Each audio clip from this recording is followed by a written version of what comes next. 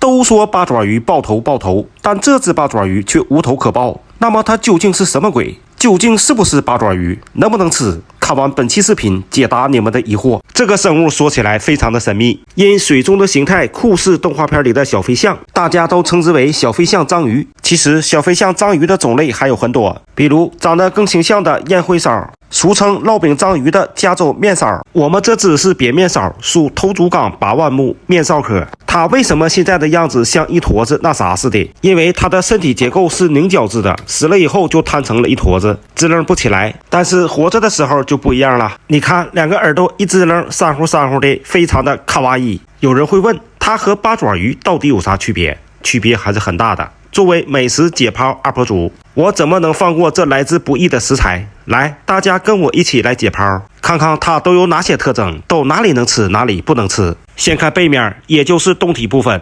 这两个小揪揪就是所谓的耳朵，其实就是用来游泳的鳍。但是扁面烧的鳍没有燕灰烧的发达，只能起到一个辅助划水的功能。泳鳍的后方长有一对大眼珠子，眼珠子只能露出来一疙瘩，因为眼窝比较狭窄，大部分的掩体埋藏于体内。来，往这儿看，这个部位有的人认为是它的嘴，其实不是的，这是它的呼吸口，不仅是呼吸口，还是它的排水口、排泄口、生殖口，一口多用，四口合一。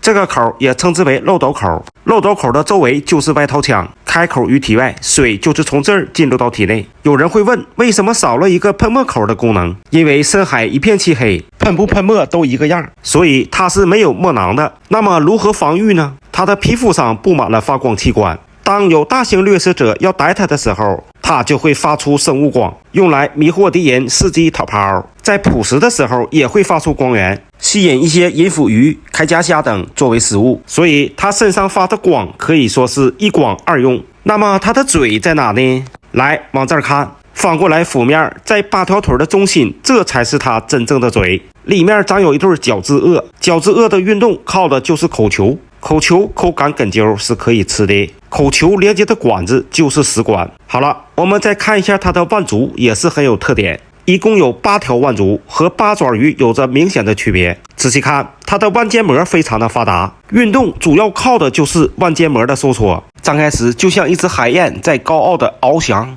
在它的腿上长有吸盘，重点来了，扁面烧的吸盘公母会有很大的差异，母的吸盘呈一排，吸盘很小，大小相等，而公的吸盘中间呈2排分布，而且有大有小。你看这公的吸盘长得像葡萄粒似的，所以区分公母就看吸盘，大的为公，小的为母。重点又来了，它的吸盘上并没有角质环，但在吸盘两侧长有须毛。虽然它的须毛没有须梢科的发达，但也会增强它的捕食能力。捕食的时候，腕足张开，就像一张网扣住猎物，然后会分泌粘液将猎物粘住，通过吸盘和须毛的共同作用，将食物送入嘴中。这个特征也是区别深海八腕目的重要特征。我们再看一下它的内部结构，在漏斗口的两侧，像猕猴套子呈絮状的部位就是它的鳃，鳃的旁边分别有一对鳃心脏，大含之物不能吃。绿色的部位是它的肾脏，非常的脏，不能吃。这个白色呈膏状的部位是它的精巢，如果是母的就是卵巢。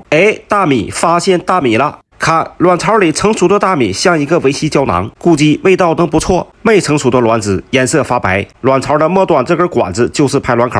卵巢和精巢都是精华之物，每个人都爱吃。这2个大的黑色的部位就是眼球，非常的腥，不能吃。大脑就在两眼之间，仔细看，这个部位有个 U 型的软骨内壳，在面烧中依然保留这个内壳，说明它在8万目中还属原始低等生物。这个发棕色的部位就是它的肝脏，非常的腥，不能吃。肝脏中间发黑的部位是它的胃囊，里面有未消化完的食物，吃了很容易噗噗。它的肠道很短，这个就是它的小屁屁。这里还有一颗主心脏。我们再看一下它腕部的特征，因为是凝胶质的结构，所以是透明色，我们能清晰的看见每条腕上的神经管。好了，小飞象到底好不好吃？我试吃了一下，由于我溜水溜的时间长了，一点鲜灵味都没有，但可以吃。本期奢侈环节宣布成功翻车。再说了，小飞象这么可爱，我们怎么可以吃它呢？好了，本期视频就到这里，感谢大家的点赞关注，咱们下期再见，拜拜。